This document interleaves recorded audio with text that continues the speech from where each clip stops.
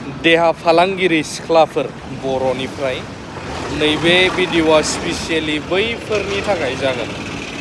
आं आपडेटखौ होलांगोन दायो, मानो होनोब्ला आंनिफ्राय जिखिनि दा नटिस मोनफैनानै दङ आंनिसिम, बेनि सायावनो आं आपडेटखौ होलांगोन। मोनसे जायगायाव थांग्रोन रायजोफोर, मोनसे जायगायाव गारि सार्भिसिं हैनो नागिरदों गुवाहाटियाव। जोंना मोनसे ज'नि गारि दं नालाय, बे गारिया माने आं सानोमोन फ्रियावनो जाजोबगोन, मानो होनब्ला आंनाथ' निसानना मबिलाबो free, first and second servicing, AC filter, oil filter, मात्र कुलेन्टखौल' बायनांगौ। ओमफ्राय बे जोंना माबा आरो गासिबो माबायाल' मेकानिक्सफोरनि चार्जेसआल' फ्रि जागोन, बाखि सब पेड खालामजोबनांगौ। ओइ लांगासिनो गंसेखौ, जाय गारिखौ सार्भिसिं खालामगोन बै सिगाङाव खारबाय थानाया, बे एद जाथारला, बिराद अभार जाबाय। दा बिनि थाखायनो मैया जों हाखु दाखु फैबाय गुवाहाटियाव। ओमफ्राय मोनसे खोथाया बेनो, गुवाहाटियावबो बिराद जोंना पलिउसना बांहांबाय। आरो पलिउसन बाङोब्ला मिथिखायो, माने मानसिनि थाखाय, देहानि थाखाय एसेबो साबथारा, बिराद जोबोद गाज्रि। मानसिनि लाइफ लाइनाबो खम जायो, जोरा, बेमार आजार बारा जायो। गुवाहाटि फैनो बाग्रा जालांबाय। खिन्थु गोबाङा सिटिखौ मोजां मोनो, नाथाय सिटियाव थायोबा जे देहाया बेसेबां प्रब्लेम जायो बेखौ मिथिया। अर्गानिक बुस्थुफोरबो मोनजाला। बेखायनो गामि लाइफ, भिलेज लाइफ इज द बेस्ट होननाय बाथ्राया सैथो आरोना। थांग्रानि जोङो गारिया बेसेबांसो खरसा जागोनथाय। एराउन्ड आं दायो लामसाम, सासे आबौ दं नालाय गुवाहाटियाव, बे महिन्द्रआवनो मावो। बेनावबो खबर लाबाय बोरै आयौ होथारसै बोराय दरजा खुलिना होननानै। ओमफ्राय लामसाम 8-10 हाजारखौ हमनानै दोनखादों आं दायो, मबिलनो मा होनोआवनो थांगासिनो। खेंख्रा खेंख्रि लामाजों थाङाबानो उफाय गैया। गुवाहाटियाव ओरैबायदि जाम जासै, दा बुंखासै। थांगासिनो देरहासार ब्रादारबो फैदों। ब्रादार माने बिहावसोसो दाथ'।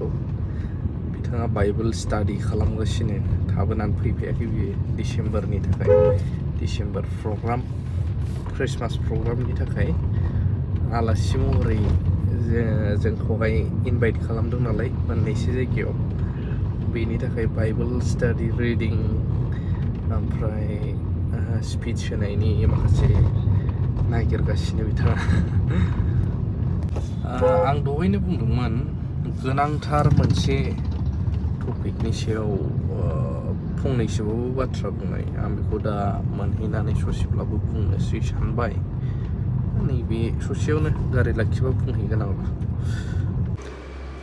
रायजोफोर, आं दहायहाय देहा फालांगिफोरनि मेनलि खोथा बर'नो होदोंमोन फार्स्टआवनो भिडिअनि जागायजेननायाव। मानो होनब्ला जोंनिसिम गोबां खौरां, मेसेज, कल सफैयो। उमुगाबो बिदि जाबायनो, उमुगानोबो नै ओरैनो, ओरै फानोनो, ओरै दामनो, एक्सेट्रा खोथा। बिनि गेजेराव आरो नायनो थाङोब्ला जों नुबावो, बैफोरबायदि मानसिजों सोरबा MLA, MCLAफ्राबो लिंक दंबावो, बा गेदेर गेदेर कन्ट्रेक्टरफ्राबो। सोरखौ सोर मा बुंबावनो, जायफ्रा गावसोर अलरेडि, खायफायाथ' बैसो माइनर, खायफा बैसो जानाय। बिनि गेजेरावनो गोबांखौहाय डिटेल्स लानानै नायोब्ला मिथिनो मोनो, सोरहाबा बिफा गैया, बिमा दं। सोरहाबा बिमा बिफा दङब्लाबो न'खरनि अबस्थाया जोबोद गोरिब, फरायनो गोसोमोन, फरायनो थायो खायफा। आं गासैखौबो बुङाखै, बैफोर खायफा फरायनो थायो, रुम भारा थाखा फैसा होनो गैया, फरायनायनि फिस होनो गैया, न'खरनिफ्राय हाहरा। जायनि थाखाय बिसोरो मा सानबाय, बैनो मेन मोनसे लामासै, सर्टकाट लामा, गावनि देहाखौनो गावखौनो बुलि होनानै रां खामायनाय आरो दैलि लाइफखौ सोलिलांनाय। दा जायनि जाउनाव जोंनि बर'फोरनि गेजेरावबो बैफोरबायदि गावनि देहाखौनो फानग्राया गोबां बारायदों। गोबां बुङो, आदा बेफोरखौ हमा नामा नोंसोरो?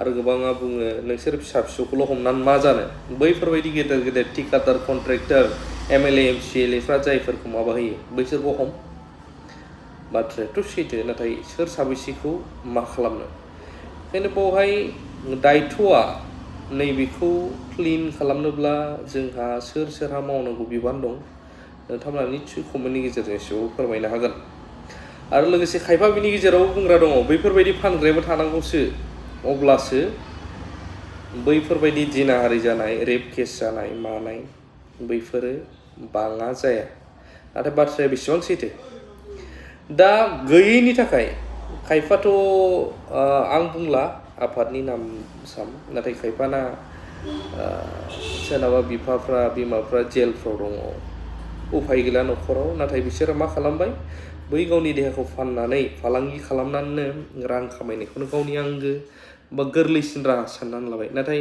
फिउचाराव जे मा जाहैनो हागौ सानबैसे बे थांगोन बेखौ बारा सानला बिनि थाखायनो जोंथ' बुजायनो हाया रावखौबो गोबाङा बुंनो हरो नाथाय मोनसेल' खोथा बुंगोन खामायनो थाखाय इजि नङा खस्थ'बो दङ आरो खस्थ' खालामनानै मोननाय राङा एसेब्लाबो बिराद मैल्य गोनां नाथाय खस्थ' खालामालासिनो मोननाय राङा जेबो मैल्य गैया आरो बेसेन गैयै बायदि मोनो थायाबो बेनिखायनो खामानिया देहा फाननाय मानाय बाल' जे नोङो डेभेलप जानांगोन बे नङा गोबां खामानि दं मावनो रोङोब्ला खस्थ' खालामनानैबो फरायनो हायो मेनलि आं बैफोर बिनानावफोर जानायफोरखौ बुंनो गोबांथार दङ आरो आजिखालि मा ओंखारबाय इउनिसेक्स पार्लार गासैखौबो गाज्रि बुङाखै आं खिन्थु मेनलि बांसिनावनो उन्दै उन्दैफ्रानो खामानि मावहैनाय गेदेर गेदेर हौवाफ्रा हाबहैनाय बाव बडि मासाज खालामनाय मानाय माबायदि सोलियो बाव जानांगौ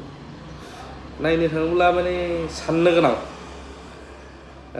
बादा होनो मानो थाङोब्लाबोथ' बाव बिराद खोथा थाहैयो दा लोगोसे बिनि गेजेरावनो मोजां इनफरमेसन मोनबाथ' पुलिसफ्राबो माफ्राबो रेड मारियो मायो सोलियो नंगौ खिन्थु बैफोर देहा फालांगि खालामग्राफोरा गाव गावनो बुजिनाया गाहाम बुजायनोथ' हाया बिसोरखौ नों जाहोदों नामा नोंनि जादों नामा बेफोरबायदि खोथा फैयो दा बेनि गेजेराव जोंहा बर'फोरहा गोबाङा बुङो डेभेलप जानांसिगौ सोलायनांसिगौ खिन्थु बर'फोरा समाज दङ दासिमबो बै समाजखौ मानियो समाजफोरा एक्सन लानो हायो नामा बेखौबो आं सानदों आरो गोबाङा जोंनि सिगाङाव बेफोरखौ बुंहरो नाथाय जों मा खालामनो बे मोनसे बिराद गेदेर इस्यु जानानै दङ माहारियारि आफादफोरा सिगां जेरै माबाबोदोंमोन दाबो स्ट्रिक्ट खालामबोफिनोब्ला निस्सय बेफोरखौ बहुद सामलायनो हागोनखौ नुहुरो एनि माहारियारि आफाद बर'नि बेखौ नुहुरो आरो